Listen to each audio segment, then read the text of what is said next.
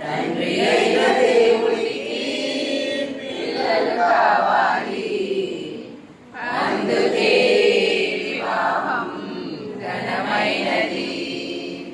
స్త్రీ పురుషులకందుకే పెళ్లి కావాలి. స్త్రీ పురుషులకందుకే పెళ్లి కావాలి. ఈ భూమిని నిర్మించాలి, తన కలలను పండించాలి. ఈ భూమిని నిర్మించాలి, తన కలలను పండించాలి. ఎందుకో మనిషికి తెలియకున్నది, తండ్రి అయిన దేవుని అనాది సంకల్పమని.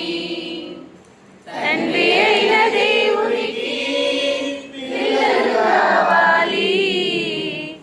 అందుకే వివాహం ఘనమైనది. నేల మట్టి నుండి దేవుడు నరుని చేసెను, గాఢ నిద్ర కలుగజేసి స్త్రీని తీసెను.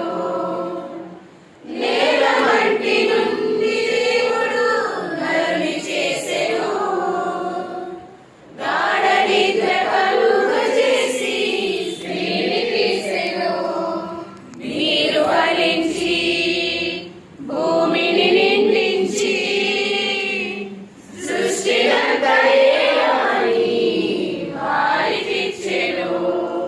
మీరు ఫలించి భూమిని నిండించి సృష్టినంతా ఏలమని వారికిచ్చెను. తన పోలికతో మీరు కనాలని, తన రూపంలో తనకు కావాలని.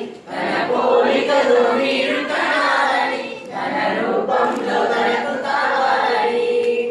దైవ జ్ఞానమందు వారిని తీర్చిదిద్దాలని. ఎందుకో మనిషికి తెలియకున్నది, తండ్రి అయిన దేవుని అనాది సంకల్పమని. తండ్రి అయిన దేవునికి పిల్లలు కావాలి. అందుకే వివాహం ఘనమైనది. పెళ్లి అయిన వారికందరూ బహుమతులిస్తే